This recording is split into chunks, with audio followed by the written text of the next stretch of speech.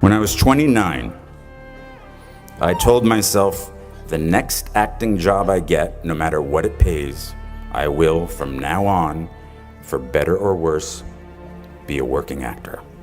At 29, walking away from data processing, I was terrified. 10 years in a place without heat, 6 years at a job I felt stuck in. Maybe I was afraid of change. I got a low-paying theater job in a play called Imperfect Love, which led to a film called 13 Moons, which led to other roles, which led to other roles. And I've worked as an actor ever since. Don't search for defining moments because they will never come.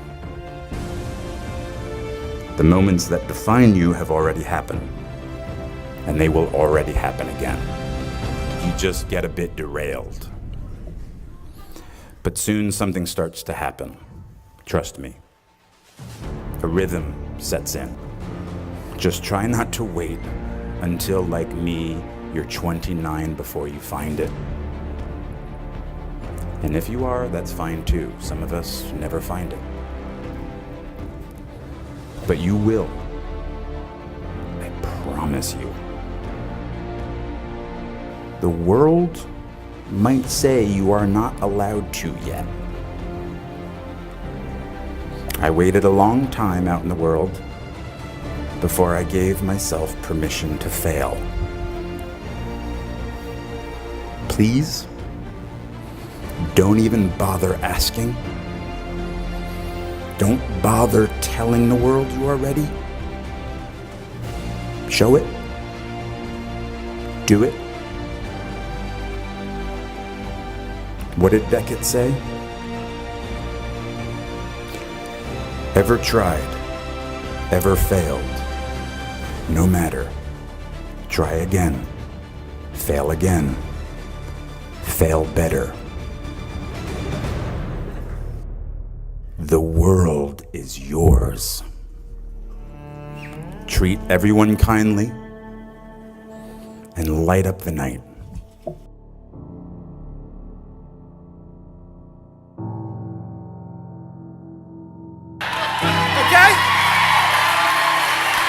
I'm sorry.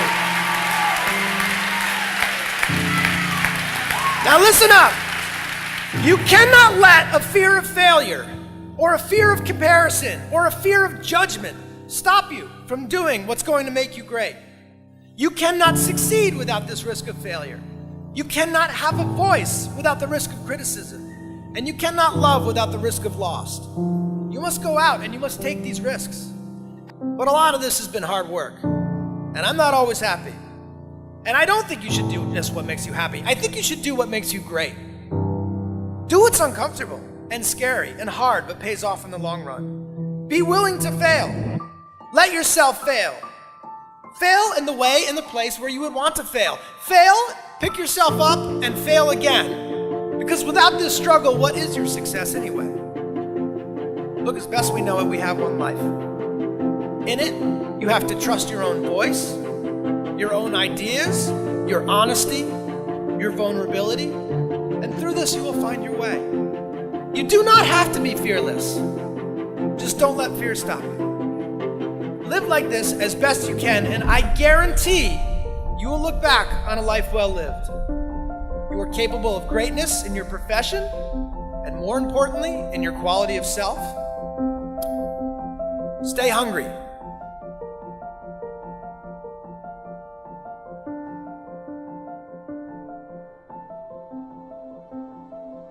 I never wanted to live without some kind of affirmation, some kind of collective feedback. And maybe that's why my early movies were all about you. My early movies were all soliciting you, making you my partners, thinking about you behind the camera, thinking what would turn you on, what would get you excited, what would make you laugh, what would make you scream. How could I create suspense out of whole cloth when that darn shark never worked?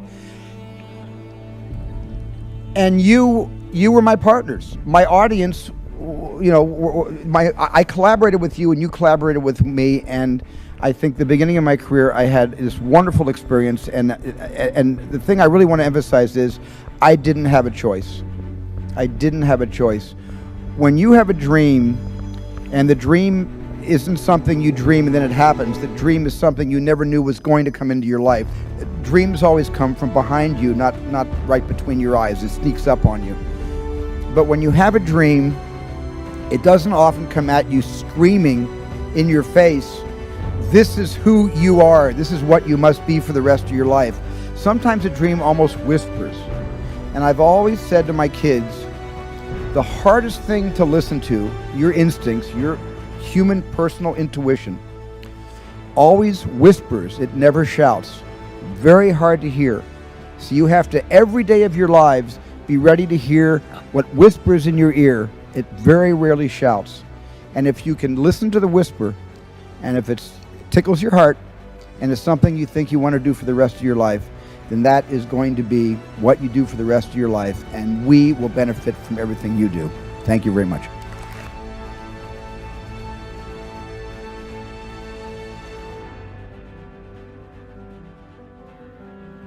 A couple years in, some big companies wanted to buy us. I didn't want to sell, and it tore our company apart. After one particularly tense argument, one of my close advisors told me if I didn't agree to sell the company right now, I would regret that decision for the rest of my life. Relationships were so frayed that within a year or so, every single person on our management team was gone. That was my hardest time leading Facebook. I believed in what we were doing, but I felt alone. And worse, it was my fault. I wondered if I was just wrong, an imposter, a 22-year-old kid who had no idea how things actually worked. Now, years later, I understand that is how things work when there's no sense of higher purpose. So it's up to all of us to create it so we can all keep moving forward together.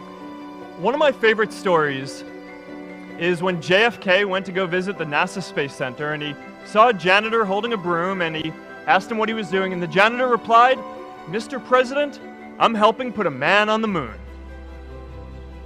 Purpose is that feeling that you are a part of something bigger than yourself, that you are needed, and that you have something better ahead to work for. Purpose is what creates true happiness. J.K. Rowling got rejected 12 times before she finally wrote and published Harry Potter. Even Beyoncé had to make hundreds of songs to get Halo. The greatest successes come from having the freedom to fail. Ideas don't come out fully formed. They only become clear as you work on them. You just have to get started.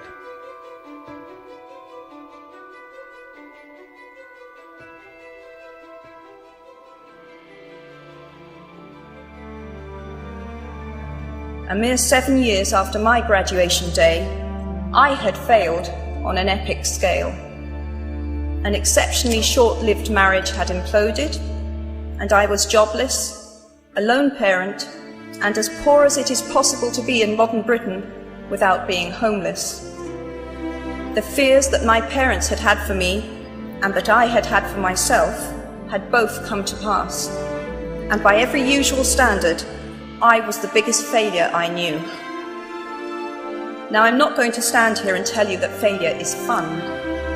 That period of my life was a dark one, and I had no idea that there was going to be what the press has since represented as a kind of fairy tale resolution. I had no idea then how far the tunnel extended, and for a long time, any light at the end of it was a hope rather than a reality. So why do I talk about the benefits of failure? Simply because failure meant a stripping away of the inessential. I stopped pretending to myself that I was anything other than what I was, and began to direct all my energy into finishing the only work that mattered to me. Had I really succeeded at anything else, I might never have found the determination to succeed in the one arena where I believed I truly belonged. I was set free because my greatest fear had been realized, and I was still alive, and I still had a daughter whom I adored, and I had an old typewriter and a big idea. And so rock bottom became the solid foundation on which I rebuilt my life. You might never fail on the scale I did, but some failure in life is inevitable. It is impossible to live without failing at something, unless you live so cautiously that you might as well not have lived at all, in which case you fail by default. Failure gave me an inner security that I had never attained by passing examinations. Failure taught me things about myself that I could have learned no other way. I discovered that I had a strong will and more discipline than I had suspected. I also found out that I had friends whose value was truly above the price of rubies. The knowledge that you have emerged wiser and stronger from setbacks means that you are, ever after, secure in your ability to survive. You will never truly know yourself or the strength of your relationships until both have been tested by adversity.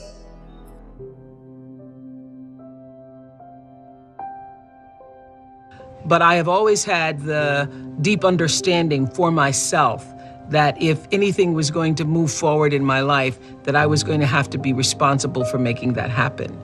And I know that to be true now and can articulate it as you are responsible for your life.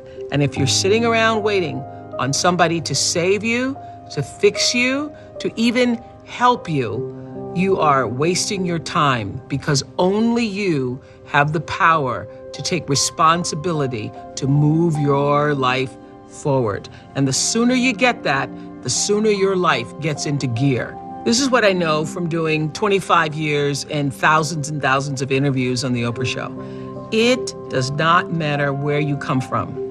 I have seen people come out of the desert, walk across the desert, being born in the most dire of circumstances. Doesn't matter what your mama did, whether she did or had a PhD or no D.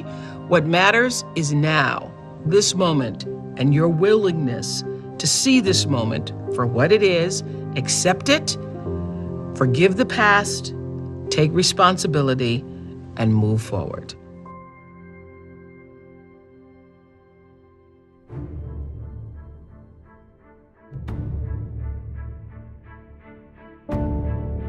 So then that night you're laying in your bed and you just keep, and you're terrified. You keep imagining over and over again jumping out of an airplane, and you can't figure out why you would do that, right?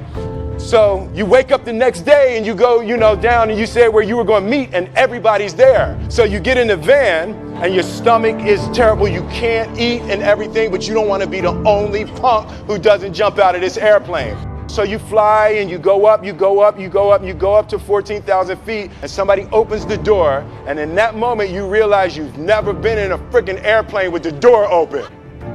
And the guy walks you up to the end of the thing, and you're standing and your toes are on the edge and you're looking out down to death.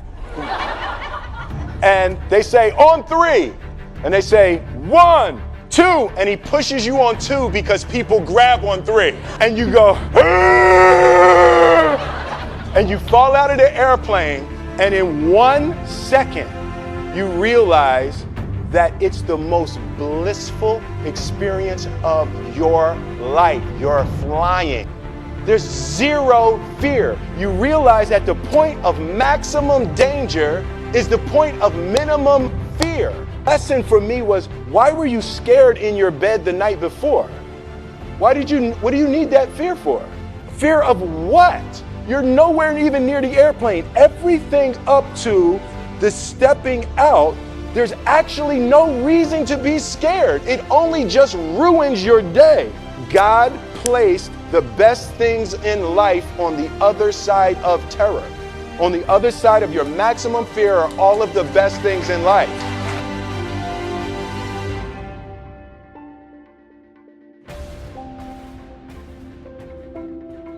Like I said, I had to sell my dog, and things were not looking very, very good. My $40 car had just blown up, so I was taking a bus to work.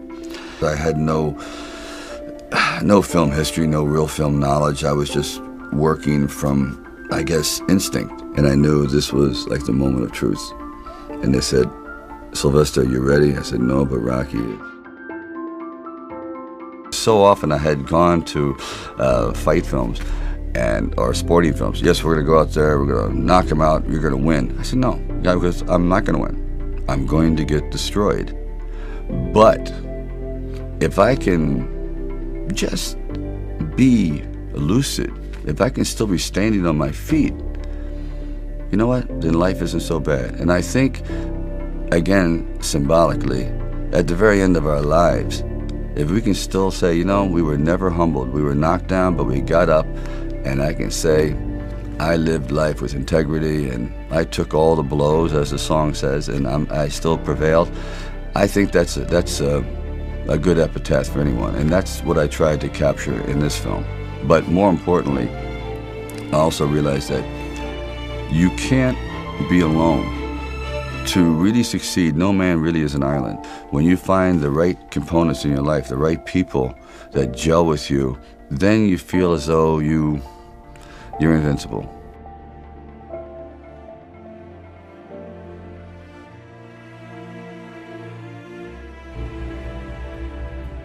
It was a young man who, you know, he wanted to make a lot of money, and so he went to this guru, right? He told the guru, you know, "I want to be on the same level you on." And so the guru said, "If you want to be on the same level I'm on, I'll meet you tomorrow at the beach at 4 a.m. So the young man got there at 4 a.m. He all ready to rock and roll, got on the suit. The old man grabs his hand and said, "How bad do you want to be successful?" He said, "Real bad." He said, "Walk on out in the water." So he walks out into the water. Watch this. When he walks out into the water, it goes waist deep. So he like, "This guy crazy." Adrian, he like, "I want to make money. He got me out here swimming." So the old man said, "I thought you said you wanted to be successful." He said, "I do." He came, dropped his head in, held him down, hold him down. Just before my man was about to pass out, he raised him up. He said, "I got a question for you." He said, "When you were underwater, what did you want to do?" He said, "I wanted to breathe." He told the guy, he said, "When you want to succeed as bad as you want to breathe, then you'll be successful." And I'm here to tell you, number one, that most of you say you want to be successful, but you don't want it bad. You just kind of want it. You don't want it badder than you want to party. You don't want it as much as you want to be cool. Most of you won't be successful because when you're studying and you get tired, you quit. Don't cry to give up. Cry to keep going. Don't cry to quit. You already in pain. You already hurt. Get a reward from it.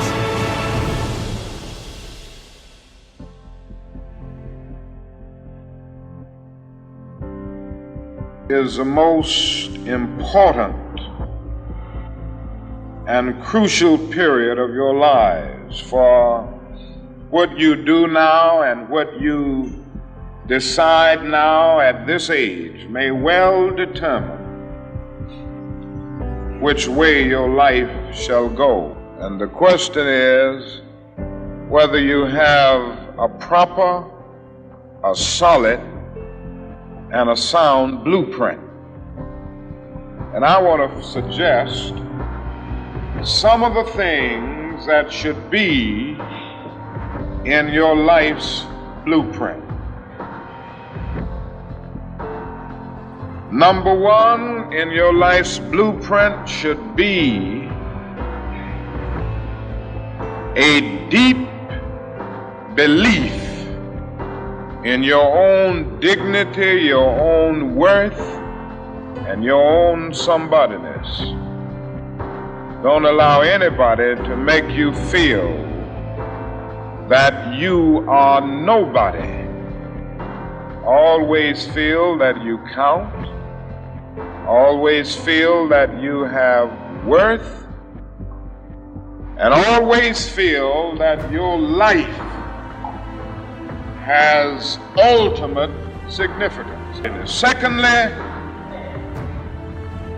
in your life's blueprint, you must have as a basic principle the determination to achieve excellence in your various fields of endeavor. You're going to be deciding as the days and the years unfold what you will do in life, what your life's work will be. Once you discover what it will be, set out to do it and to do it well. Well, life for none of us has been a crystal stair, but we must keep moving. We must keep going. If you can't fly, run. If you can't run, walk.